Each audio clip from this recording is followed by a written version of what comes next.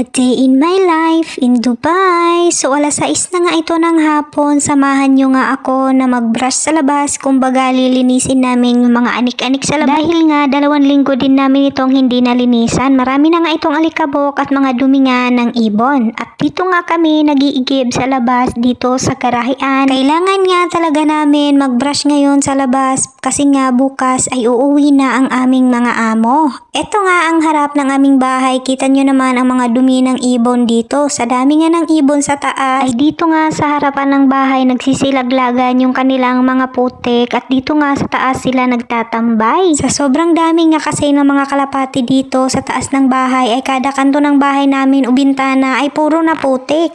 Pero pag nandito naman ang aming mga amo ay 2 times a week ko itong binabrush dito sa labas at binabalunasan ko nga ito ng tubig para nga matanggal din ito. Sa sobrang kapal na nga ng alikabok dito sa labas ay hindi na nga makita yung shining, shimmering, splending na tiles nila. Kinukudkud ko nga yung mga putik ng ibon sa taas kasi nga may mga nahulog din at dumikit sa salamin. Sa pinto pa naman ito ng main door. Kailangan nga ito shining, shimmering, splending kasi nga ito ang unang tatapakan nila pagka uwi nga nila ng bahay. Ito nga ang itsura nito sa labas. Maaliwalas at maganda sa paningin. Ito nga yung nagustuhan ko kasi kahit puro salamin nga yung bintana, pinto ay hindi nga kami ang naglilinis kasi nga kumpanya ang naglilinis dito, mga cleaners. Nakakapagod lang mag-igib dito kasi hindi kami nga gumagamit dito ng hose. Wala nga kasing hose dito sa bahay kaya kailangan namin mag-igib.